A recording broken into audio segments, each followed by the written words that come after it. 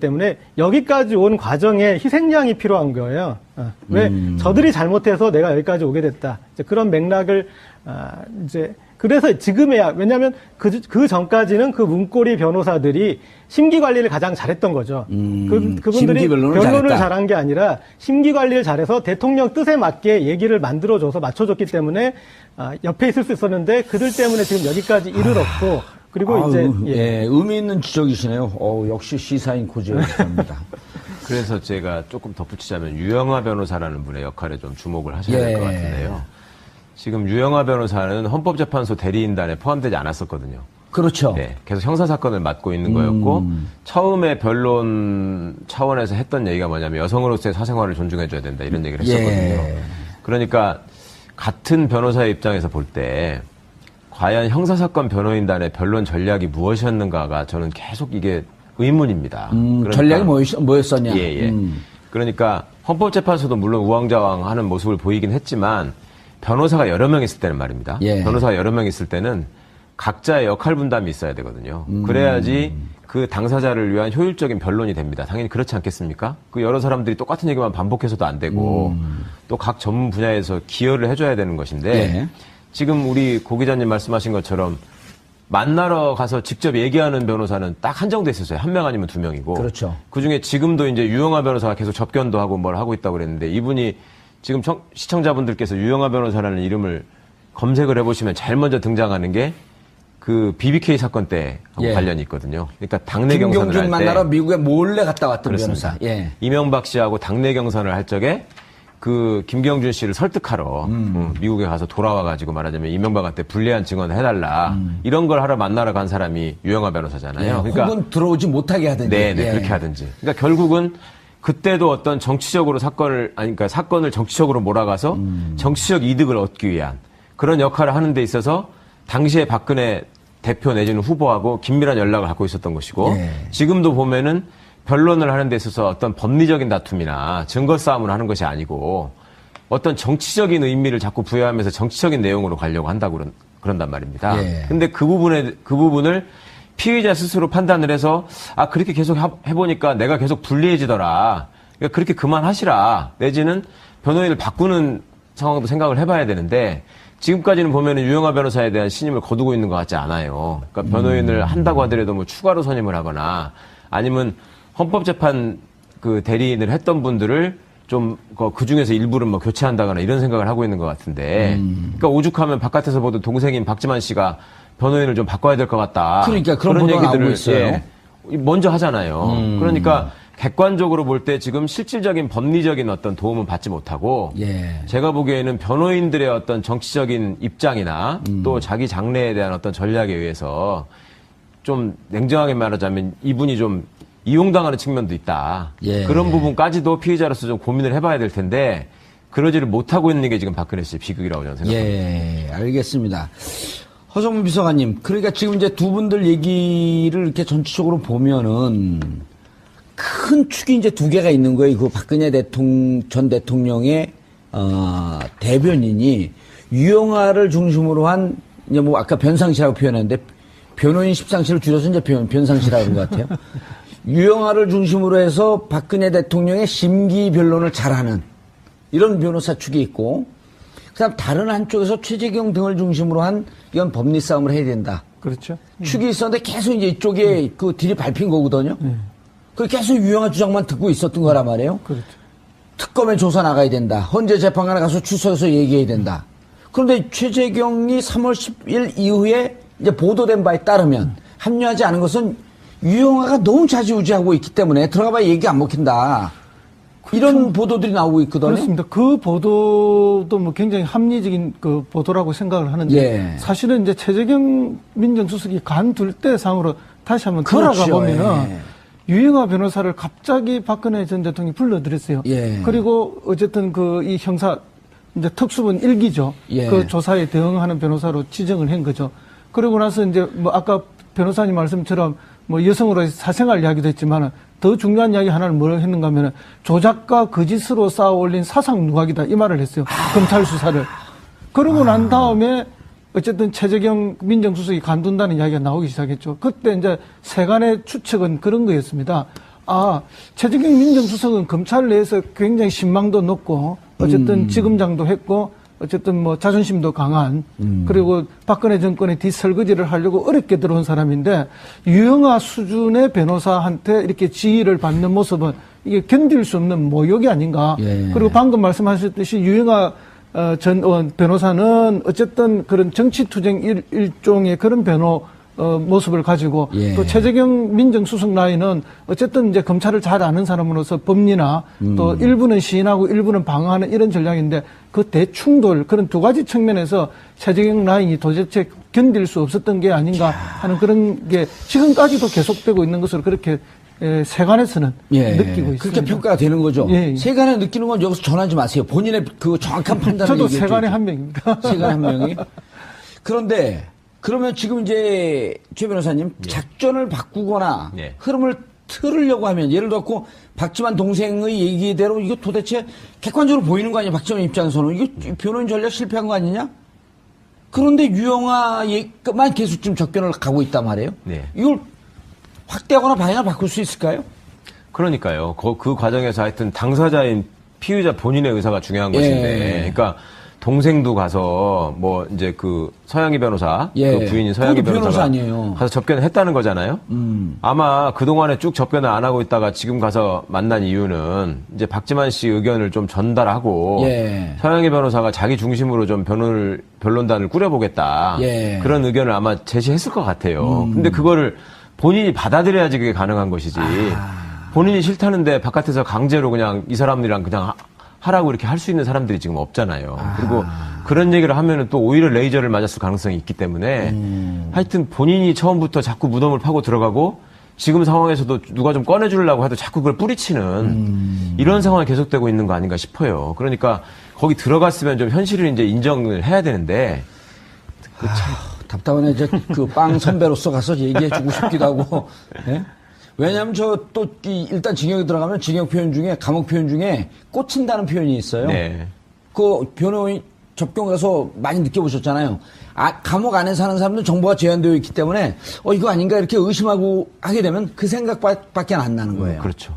밖에서 누가 무슨 얘기를 해도 안 들어와요.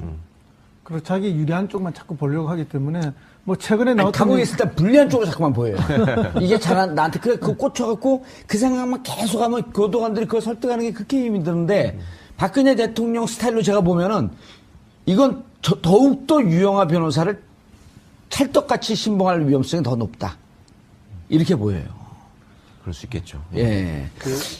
보면은 이제 박근혜 전 대통령이 이런 사건과 연루되어서 하지 않았으면 좋았던 일을 주로 한 거는 이제 신년 이후거든요. 그러니까 12월 3일까지 이제 3차 대국민 담화까지 담화의 과정은 조금씩 잘못에 대해서 인정하고 더 깊이 있게 인정하는 과정이었어요. 마지막 담화에서는 그 플랜까지도 달라, 프로세스까지 달라 이렇게 얘기했잖아요. 그러니까 거기는 아주 정상 과정이었는데 갑자기 이제 신년에서 기자들 불려가지고 뭐 완전히 엮인 것이라니. 그다음에 또 정규제 TV에 출연을 해서 처음부터 기획된 일이 아닌가 싶다. 뭐 이런 표현으로 이렇게 가던 거. 그러니까 만약에 이제 재판이나 이런 거에 있는 어떤 그 피의자에 대해서 정상적인 변호인이라면 그런데 나가서 그런 식으로 얘기할 이 필요가 없다라고 말렸을 일이잖아요. 그런데 그렇게 본인 속풀이를 그냥 이렇게 하게 내비둔 어떤 그런 이제 법률 조언단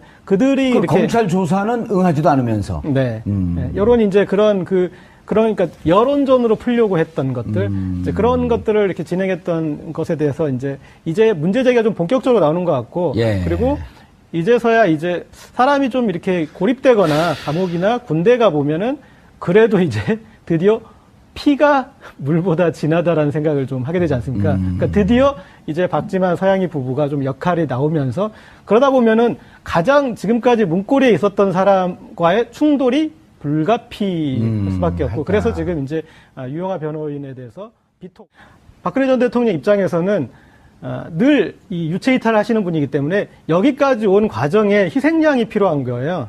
왜 저들이 잘못해서 내가 여기까지 오게 됐다. 이제 그런 맥락을 이제 그래서 지금에야, 왜냐하면 그 전까지는 그 문고리 변호사들이 심기 관리를 가장 잘했던 거죠. 그분들이 심기 변론을 변론을 잘했다. 잘한 게 아니라 심기 관리를 잘해서 대통령 뜻에 맞게 얘기를 만들어줘서 맞춰줬기 때문에 옆에 있을 수 있었는데 그들 때문에 지금 여기까지 이르렀고 그리고 이제 의미 있는 지적이시네요. 역시 시사인 고지였습니다. 그래서 제가 조금 덧붙이자면 유영하 변호사라는 분의 역할에 좀 주목을 하셔야 될 것 같은데요. 지금 유영하 변호사는 헌법재판소 대리인단에 포함되지 않았었거든요.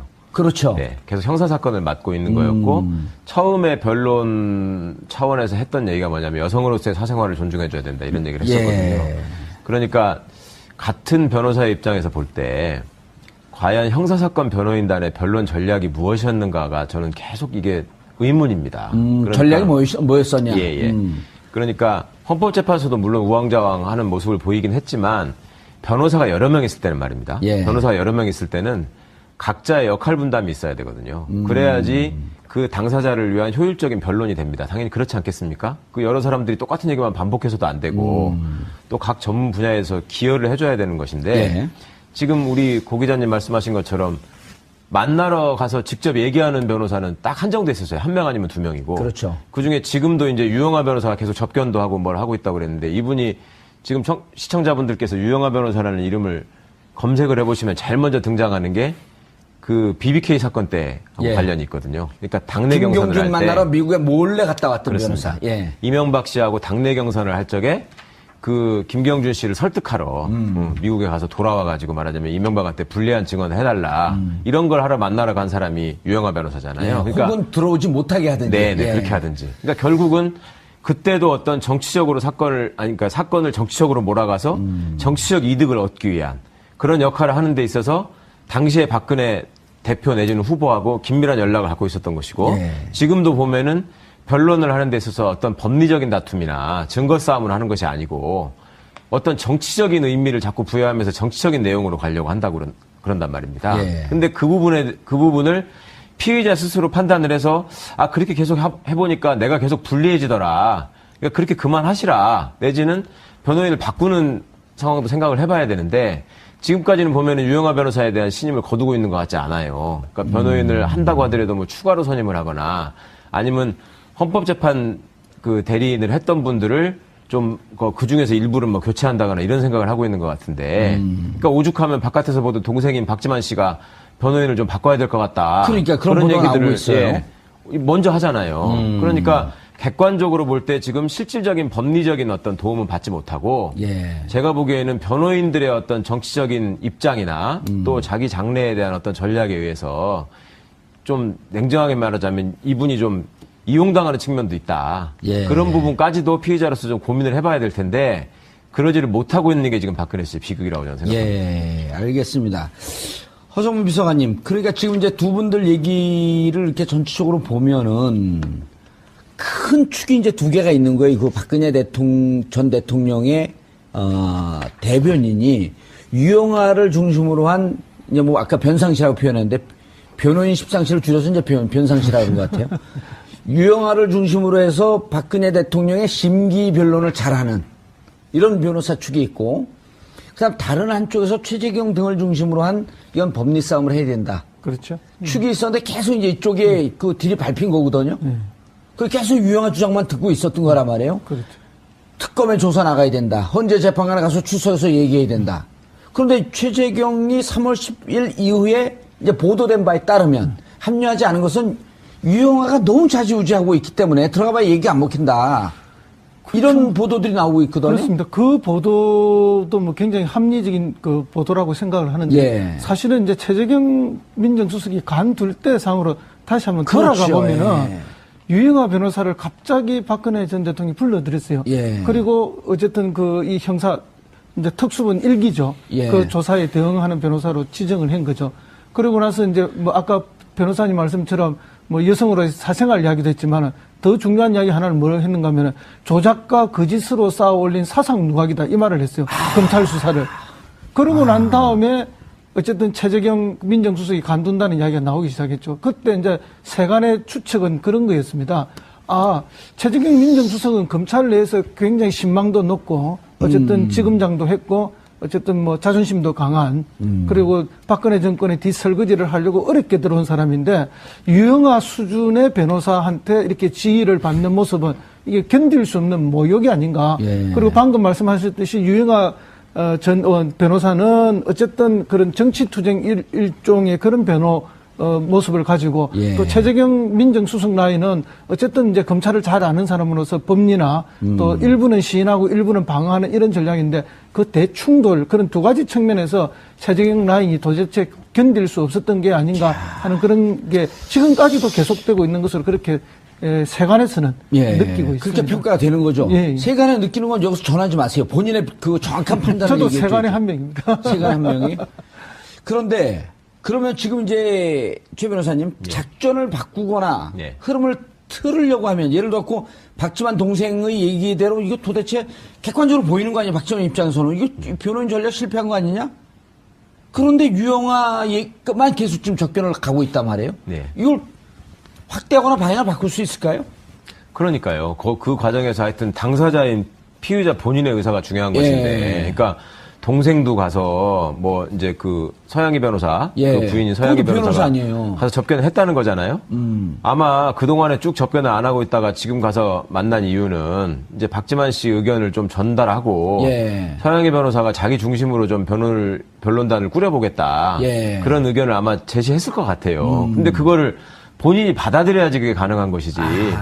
본인이 싫다는데 바깥에서 강제로 그냥 이 사람들이랑 그냥 하라고 이렇게 할 수 있는 사람들이 지금 없잖아요. 그리고 그런 얘기를 하면은 또 오히려 레이저를 맞았을 가능성이 있기 때문에 하여튼 본인이 처음부터 자꾸 무덤을 파고 들어가고 지금 상황에서도 누가 좀 꺼내주려고 해도 자꾸 그걸 뿌리치는 이런 상황이 계속되고 있는 거 아닌가 싶어요. 그러니까 거기 들어갔으면 좀 현실을 이제 인정을 해야 되는데 답답하네. 이제 그 빵 선배로서 가서 얘기해주고 싶기도 하고.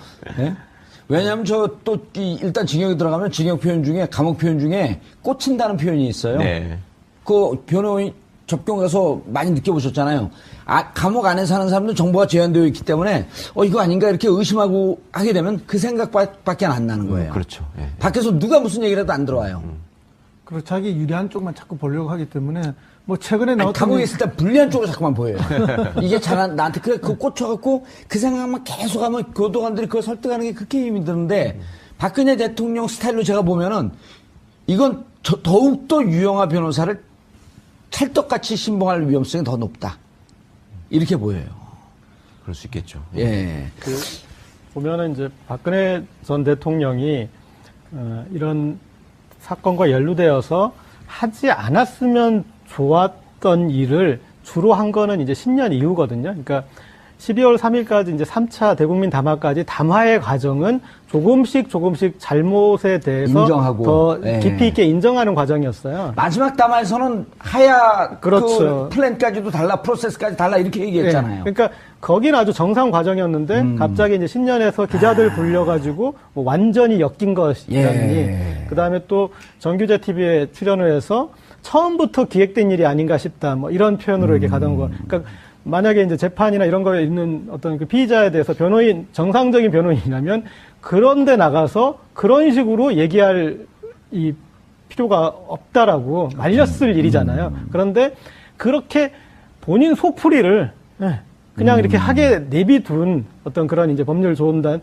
그들이 이렇게 검찰 조사는 응하지도 않으면서 여론이 이제 그러니까 여론전으로 풀려고 했던 것들, 이제 그런 것들을 이렇게 진행했던 것에 대해서 이제 문제 제기가 좀 본격적으로 나오는 것 같고, 그리고 이제서야 이제 사람이 좀 이렇게 고립되거나 감옥이나 군대 가 보면은 그래도 이제 드디어 피가 물보다 진하다라는 생각을 좀 하게 되지 않습니까? 그러니까 드디어 이제 박지만 서양희 부부가 좀 역할이 나오면서 그러다 보면은 가장 지금까지 문고리에 있었던 사람과의 충돌이 불가피할 수밖에 없고 그래서 지금 이제 유영아 변호인에 대해서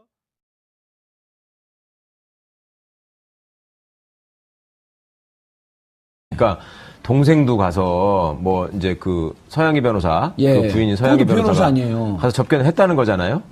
아마 그 동안에 쭉 접견을 안 하고 있다가 지금 가서 만난 이유는 이제 박지만 씨 의견을 좀 전달하고 서양희 변호사가 자기 중심으로 좀 변론단을 꾸려보겠다. 그런 의견을 아마 제시했을 것 같아요. 근데 그거를 본인이 받아들여야지 그게 가능한 것이지. 본인이 싫다는데 바깥에서 강제로 그냥 이 사람들이랑 그냥 하라고 이렇게 할 수 있는 사람들이 지금 없잖아요. 그리고 그런 얘기를 하면은 또 오히려 레이저를 맞았을 가능성이 있기 때문에 하여튼 본인이 처음부터 자꾸 무덤을 파고 들어가고 지금 상황에서도 누가 좀 꺼내주려고 해도 자꾸 그걸 뿌리치는 이런 상황이 계속되고 있는 거 아닌가 싶어요. 그러니까 거기 들어갔으면 좀 현실을 이제 인정을 해야 되는데 답답하네. 이제 그 빵 선배로서 가서 얘기해주고 싶기도 하고. 네? 왜냐하면 일단 징역에 들어가면 징역 표현 중에 감옥 표현 중에 꽂힌다는 표현이 있어요. 네. 그 변호인 접경 가서 많이 느껴보셨잖아요. 감옥 안에 사는 사람들은 정보가 제한되어 있기 때문에 이거 아닌가 이렇게 의심하고 하게 되면 그 생각밖에 안 나는 거예요. 그렇죠. 예. 밖에서 누가 무슨 얘기를 해도 안 들어와요. 그리고 자기 유리한 쪽만 자꾸 보려고 하기 때문에 뭐 최근에 나왔던 감옥에 있을 때 불리한 쪽으로 자꾸만 보여요.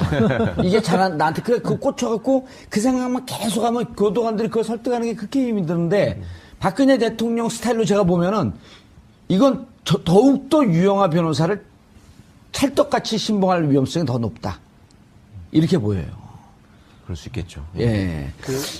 보면은 이제 박근혜 전 대통령이 이런 사건과 연루되어서 하지 않았으면 좋았던 일을 주로 한 거는 이제 10년 이후거든요. 그러니까 12월 3일까지 이제 3차 대국민 담화까지 담화의 과정은 조금씩 잘못에 대해서 인정하고, 더 깊이 있게 인정하는 과정이었어요. 마지막 담화에서는 그렇죠. 그 플랜까지도 달라, 프로세스까지 달라 이렇게 얘기했잖아요. 그러니까 거기는 아주 정상 과정이었는데 갑자기 이제 신년에서 기자들 불려가지고 뭐 완전히 엮인 것이라니. 그다음에 또 정규제 TV에 출연을 해서 처음부터 기획된 일이 아닌가 싶다. 뭐 이런 표현으로 이렇게 가던 거. 그러니까 만약에 이제 재판이나 이런 거에 있는 어떤 그 피의자에 대해서 정상적인 변호인이라면 그런데 나가서 그런 식으로 얘기할 이 필요가 없다라고 말렸을 일이잖아요. 그런데 그렇게 본인 속풀이를 그냥 이렇게 하게 내비둔 어떤 그런 이제 법률 조언단 그들이 이렇게 검찰 조사는 응하지도 않으면서. 네. 여론 이제 그러니까 여론전으로 풀려고 했던 것들, 이제 그런 것들을 이렇게 진행했던 것에 대해서 이제 문제 제기가 좀 본격적으로 나오는 것 같고, 그리고 이제서야 이제 사람이 좀 이렇게 고립되거나 감옥이나 군대 가 보면은 그래도 이제 드디어 피가 물보다 진하다라는 생각을 좀 하게 되지 않습니까? 그러니까 드디어 이제 박지만 서양희 부부가 좀 역할이 나오면서 그러다 보면은 가장 지금까지 문고리에 있었던 사람과의 충돌 때문에 여기까지 온 과정에 희생양이 필요한 거예요. 왜 저들이 잘못해서 내가 여기까지 오게 됐다. 이제 그런 맥락을 이제 그래서 지금에야 왜냐하면 그 전까지는 그 문고리 변호사들이 심기 관리를 가장 잘했던 거죠. 그분들이 변론을 잘한 게 아니라 심기 관리를 잘해서 대통령 뜻에 맞게 얘기를 만들어줘서 맞춰줬기 때문에 옆에 있을 수 있었는데 그들 때문에 지금 여기까지 이르렀고 그리고 이제 의미 있는 지적이시네요. 역시 시사인 고지였습니다. 그래서 제가 조금 덧붙이자면 유영하 변호사라는 분의 역할에 좀 주목을 하셔야 될 것 같은데요. 지금 유영하 변호사는 헌법재판소 대리인단에 포함되지 않았었거든요. 그렇죠. 네, 계속 형사사건을 맡고 있는 거였고 처음에 변론 차원에서 했던 얘기가 뭐냐면 여성으로서의 사생활을 존중해줘야 된다 이런 얘기를 했었거든요. 그러니까 같은 변호사의 입장에서 볼 때 과연 형사사건 변호인단의 변론 전략이 무엇이었는가가 저는 계속 이게 의문입니다. 그러니까, 전략이 뭐였었냐?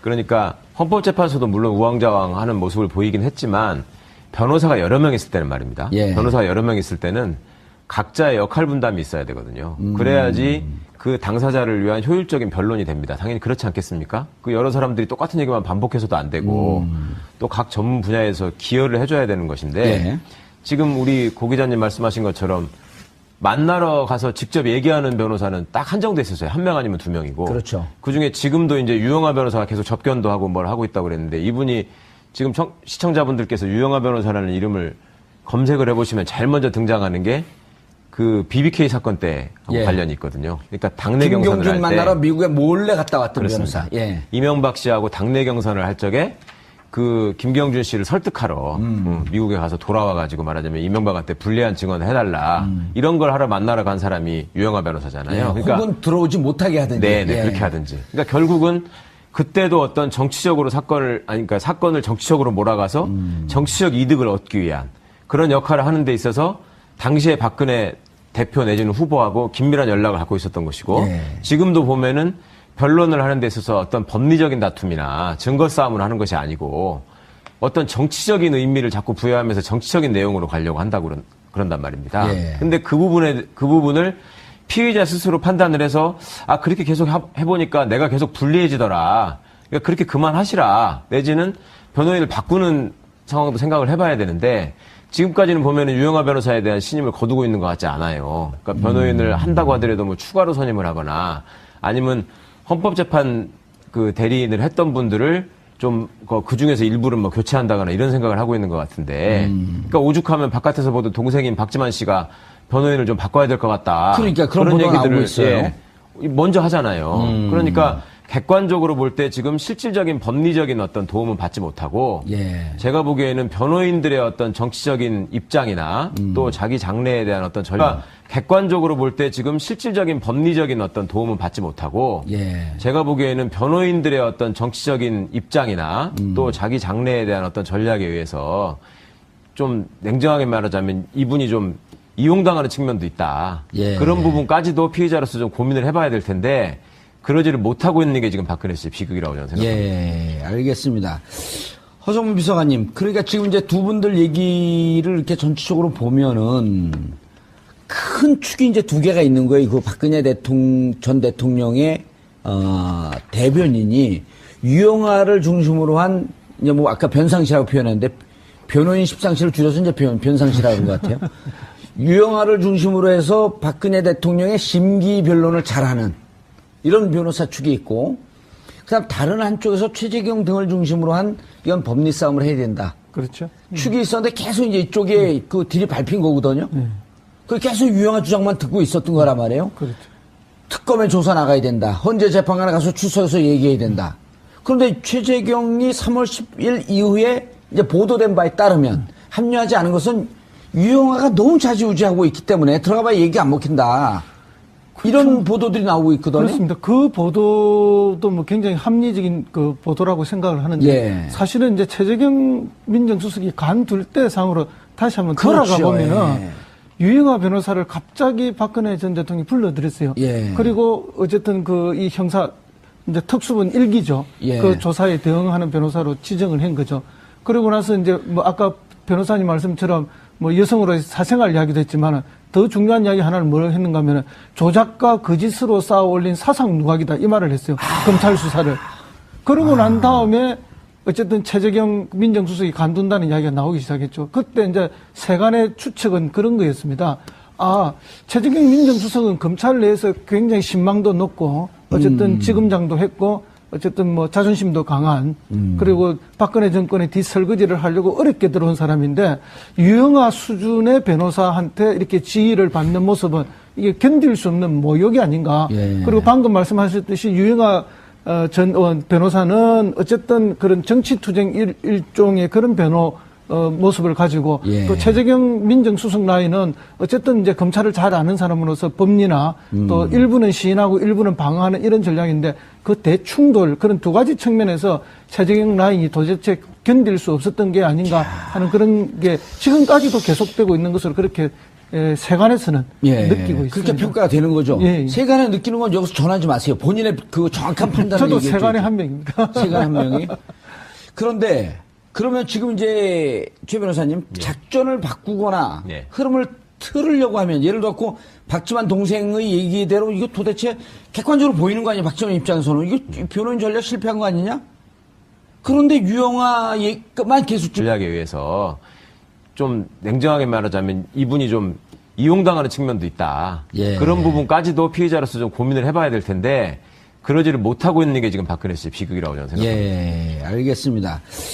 허정무 비서관님, 그러니까 지금 이제 두 분들 얘기를 이렇게 전체적으로 보면은 큰 축이 이제 두 개가 있는 거예요. 그 박근혜 전 대통령의 대변인이 유영하를 중심으로 한 이제 뭐 아까 변상시라고 표현했는데 변호인 십상시를 줄여서 이제 변상시라고 그런 것 같아요.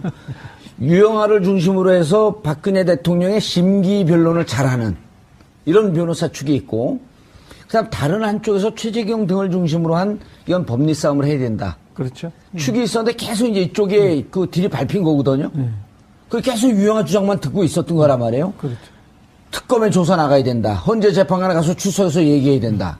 그런데 최재경이 3월 10일 이후에 이제 보도된 바에 따르면 합류하지 않은 것은 유영아가 너무 좌지우지하고 있기 때문에 들어가봐야 얘기 안 먹힌다. 이런 보도들이 나오고 있거든요. 그렇습니다. 그 보도도 뭐 굉장히 합리적인 그 보도라고 생각을 하는데 예. 사실은 이제 최재경 민정수석이 간둘 때 상으로 다시 한번 그렇죠. 돌아가 보면은 예. 유영아 변호사를 갑자기 박근혜 전 대통령이 불러들였어요. 예. 그리고 어쨌든 그 이 형사 이제 특수본 1기죠. 예. 그 조사에 대응하는 변호사로 지정을 한 거죠. 그리고 나서 이제 뭐 아까 변호사님 말씀처럼 뭐 여성으로의 사생활 이야기도 했지만은 더 중요한 이야기 하나를 뭘 했는가 하면은 조작과 거짓으로 쌓아 올린 사상 누각이다 이 말을 했어요. 검찰 수사를. 그러고 난 다음에 어쨌든 최재경 민정수석이 간둔다는 이야기가 나오기 시작했죠. 그때 이제 세간의 추측은 그런 거였습니다.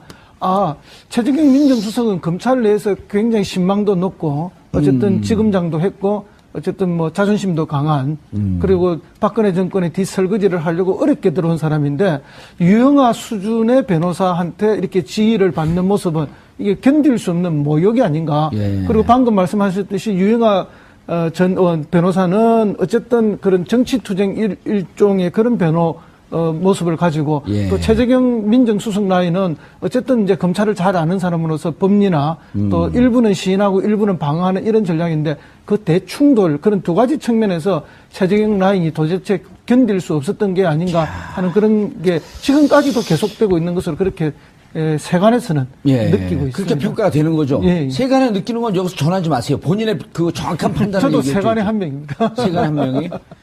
그런데 그러면 지금 이제 최 변호사님 작전을 바꾸거나 예. 흐름을 틀으려고 하면 예를 들어 박지만 동생의 얘기대로 이거 도대체 객관적으로 보이는 거 아니야? 박지만 입장에서는 이거 변호인 전략 실패한 거 아니냐? 그런데 유영아만 계속 지금 접견을 가고 있단 말이에요. 네. 이걸 확대하거나 방향을 바꿀 수 있을까요? 그러니까요. 그 과정에서 하여튼 당사자인 피의자 본인의 의사가 중요한 것인데. 충돌이 불가피할 수밖에 없고 그래서 지금 이제 유영아 변호인에 대해서 비토 박근혜 전 대통령 입장에서는 늘 이 유체 이탈하시는 분이기 때문에 여기까지 온 과정에 희생양이 필요한 거예요. 왜 저들이 잘못해서 내가 여기까지 오게 됐다. 이제 그런 맥락을 이제 그래서 지금에야 왜냐하면 그 전까지는 그 문고리 변호사들이 심기 관리를 가장 잘했던 거죠. 그분들이 변론을 잘한 게 아니라 심기 관리를 잘해서 대통령 뜻에 맞게 얘기를 만들어줘서 맞춰줬기 때문에 옆에 있을 수 있었는데 그들 때문에 지금 여기까지 이르렀고 그리고 이제 의미 있는 지적이시네요. 역시 시사인 고지였습니다. 그래서 제가 조금 덧붙이자면 유영아 변호사라는 분의 역할에 좀 주목을 하셔야 될 것 같은데요. 지금 유영아 변호사는 헌법재판소 대리인단에 포함되지 않았었거든요. 그렇죠. 네, 계속 형사사건을 맡고 있는 거였고 처음에 변론 차원에서 했던 얘기가 뭐냐면 여성으로서의 사생활을 존중해줘야 된다 이런 얘기를 했었거든요. 그러니까 같은 변호사의 입장에서 볼 때 과연 형사사건 변호인단의 변론 전략이 무엇이었는가가 저는 계속 이게 의문입니다. 그러니까, 전략이 뭐였었냐? 예. 그러니까 헌법재판소도 물론 우왕좌왕하는 모습을 보이긴 했지만 변호사가 여러 명 있을 때는 말입니다. 변호사가 여러 명 있을 때는 각자의 역할 분담이 있어야 되거든요. 그래야지 그 당사자를 위한 효율적인 변론이 됩니다. 당연히 그렇지 않겠습니까? 그 여러 사람들이 똑같은 얘기만 반복해서도 안 되고 또 각 전문 분야에서 기여를 해줘야 되는 것인데 지금 우리 고 기자님 말씀하신 것처럼 만나러 가서 직접 얘기하는 변호사는 딱 한정돼 있었어요. 한 명 아니면 두 명이고. 그렇죠. 그중에 지금도 이제 유영아 변호사가 계속 접견도 하고 뭘 하고 있다고 그랬는데 이분이 지금 시청자분들께서 유영아 변호사라는 이름을 검색을 해보시면 제일 먼저 등장하는 게 그 BBK 사건 때하고 관련이 있거든요. 그러니까 당내 경선을 할 때. 김경준 만나러 미국에 몰래 갔다 왔던 그렇습니다. 변호사. 이명박 씨하고 당내 경선을 할 적에 그 김경준 씨를 설득하러 미국에 가서 돌아와가지고 말하자면 이명박한테 불리한 증언을 해달라. 이런 걸 하러 만나러 간 사람이 유영아 변호사잖아요. 그러니까 혹은 들어오지 못하게 하든지. 네네, 그렇게 하든지. 그러니까 결국은 그때도 어떤 정치적으로 그러니까 사건을 정치적으로 몰아가서 정치적 이득을 얻기 위한 그런 역할을 하는 데 있어서 당시에 박근혜 대표 내지는 후보하고 긴밀한 연락을 갖고 있었던 것이고 지금도 보면은 변론을 하는 데 있어서 어떤 법리적인 다툼이나 증거 싸움을 하는 것이 아니고 어떤 정치적인 의미를 자꾸 부여하면서 정치적인 내용으로 가려고 한다고 그런단 말입니다. 근데 그 부분을 피의자 스스로 판단을 해서 그렇게 계속 해보니까 내가 계속 불리해지더라. 그러니까 그렇게 그만하시라. 내지는 변호인을 바꾸는 상황도 생각을 해봐야 되는데 지금까지는 보면은 유영하 변호사에 대한 신임을 거두고 있는 것 같지 않아요. 그러니까 변호인을 한다고 하더라도 뭐 추가로 선임을 하거나 아니면 헌법재판 그 대리인을 했던 분들을 좀 그 중에서 일부를 뭐 교체한다거나 이런 생각을 하고 있는 것 같은데 그러니까 오죽하면 바깥에서 보던 동생인 박지만 씨가 변호인을 좀 바꿔야 될 것 같다. 그러니까 그런 보도가 나오고 있어요. 먼저 하잖아요. 그러니까